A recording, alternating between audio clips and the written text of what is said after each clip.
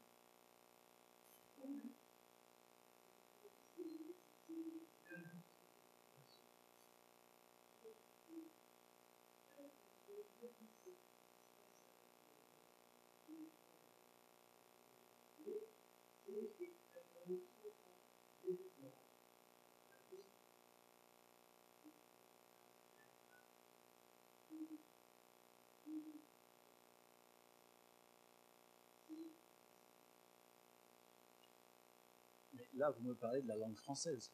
Moi, je vous parle du numérique.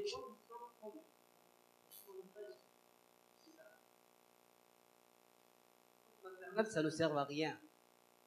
Oui, mais je pense que c'est un autre débat.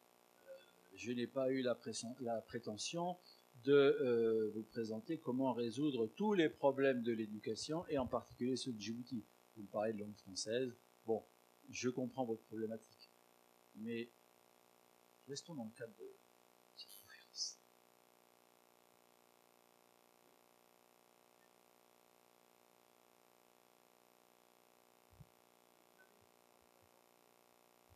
Vous avez mentionné Scratch tout à l'heure. Hein.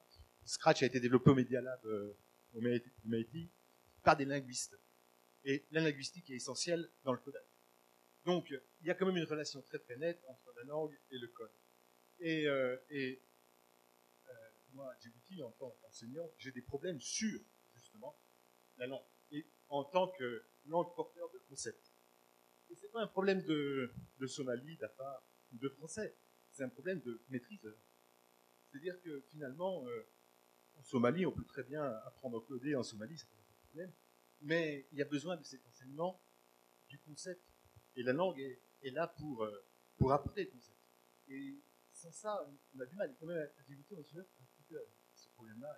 C'est un problème auquel je me heurte à l'université. Donc, c'est pas un sujet marginal pour moi. Alors, je n'ai jamais dit qu'il s'agissait là d'un problème marginal. Et je suis tout à fait conscient du problème que vous soulevez, notamment à l'entrée à l'université. Ce que je disais, c'est que ce n'était pas vraiment le thème de la conférence. Maintenant, si vous voulez, on peut en parler un petit peu. Écoutez, l'enfant djiboutien entre dans un système scolaire, donc comme tout le monde par le bas, et subit un certain nombre d'enseignements, dont la langue française. Bon. Après, il apprend comme il apprend, et voilà. Je veux dire, je ne souhaite pas ici rentrer dans des considérations de pourquoi il n'a pas appris comme il faut, est-ce que tous les moyens ont été mis à sa disposition. C'est vraiment un autre débat.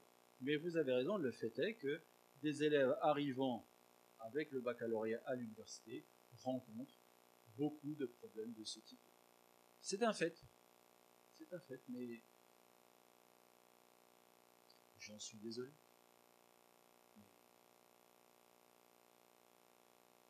Ah, mais il n'est pas nécessaire de faire ça de manière linéaire. Pour vous donner un exemple, au niveau de l'Afrique, on dit souvent l'Afrique est en retard dans beaucoup de domaines, notamment dans l'industrialisation et tout ça et tout ça. Et alors, la courbe de développement de l'Occident, pour faire simple, il n'y a pas besoin de la suivre exactement dans le même sens. On peut prendre des raccourcis. Aujourd'hui, le numérique est bien développé dans un certain nombre de pays africains, par exemple le Kenya. Au Kenya, pour vous donner quelques chiffres, il me semble que 15 ou 20% de la population paye déjà sans contact, que 70% de la population kenyane est connectée, et le débit est de grande qualité. Bon, ce sont des services qu'ils ont mis en place il y a un certain temps. Ils ont pris le virage numérique avant nous, peut-être avec d'autres moyens, peut-être avec d'autres méthodes, je ne sais pas, mais ils n'ont pas eu besoin de faire tout le cheminement que vous décrivez. Il y a des raccourcis. Je vous donne un autre exemple. On dit, voilà, on sort de l'université avec un diplôme et puis on n'arrive pas à trouver du travail. Mais il n'y a pas obligation de sortir de l'université avec un diplôme pour trouver du travail. Et notamment avec le numérique. Aujourd'hui, vous avez un outil. Bon, ça peut être un ordinateur ou un téléphone portable, de préférence un ordinateur. Vous avez une connexion Internet et vous avez les compétences, vous créez une entreprise, une start-up. Vous n'avez pas besoin de construire une usine, vous n'avez pas besoin d'entrepôt. Et si vous avez besoin de financement, les fonds sont aisément disponibles sur Internet. Il y a ce qu'on appelle le crowdfunding, le financement participatif. Si vous avez une bonne idée, il y a toujours des gens qui sont prêts à investir massivement sur cette idée. Vous avez besoin de quoi? Un laptop, une connexion Internet, et ça. Donc, vous prenez un formidable raccourci. Plus besoin d'usine, d'étudier à fond je ne sais quoi. Exemple, juste pour fixer les idées. Une personne qui travaillait chez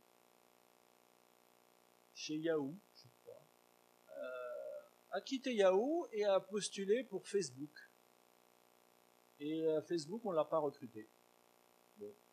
Il a utilisé ses compétences et il a créé quoi? Une application. Cette application s'appelle WhatsApp. Ce n'est que du code. Il a besoin de quoi? Il a besoin de rien. Ce n'est que du code. Et il l'a vendu à qui? À celui qui ne voulait pas le recruter. Et il l'a vendu combien? Il l'a vendu 19,1 milliards de dollars. Bon, c'est un exemple un peu extrême. Mais aujourd'hui, il y a de nombreuses start-up africaines.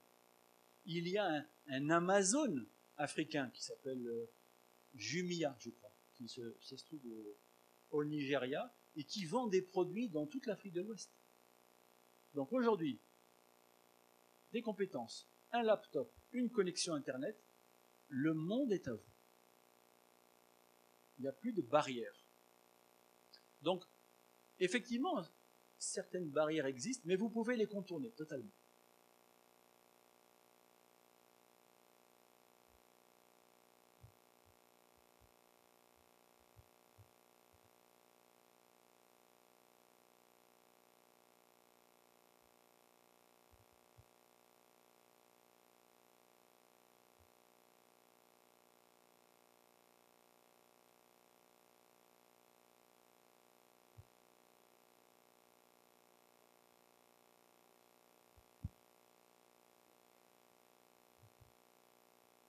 le smartphone est moins acheté en Afrique. Non, je ne savais pas. Et qu'est-ce que ça change?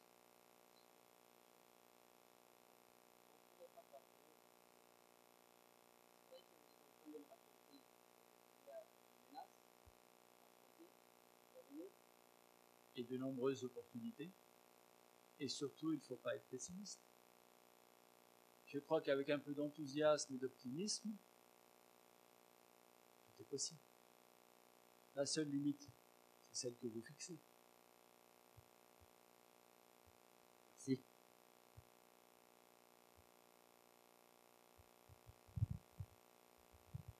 Et ce que j'ai dit aux étudiants en particulier, osez. Si ça se fait là-bas, ça peut se faire ici. Il faut l'idée, trouver l'idée. Et je vous garantis que l'idée, à peine elle commence à prendre forme, à peine elle circule sur Internet, elle sera repérée. Si elle est repérée par quelqu'un d'intéressant, Zuckerberg, vous savez, des gens comme ça, mais on parle de big money. Vous, vos enfants et toute leur descendance n'ont plus jamais de problème d'argent. Enfin, je veux dire, mais il faut oser.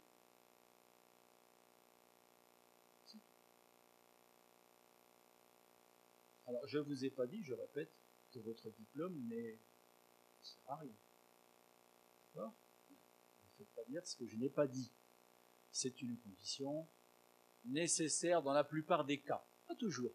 Mais dans la plupart des cas, c'est une condition nécessaire, mais plus suffisante. Vous avez le diplôme, c'est bien, vous le mettez là et vous vous mettez au travail. Et il n'y a pas de limite.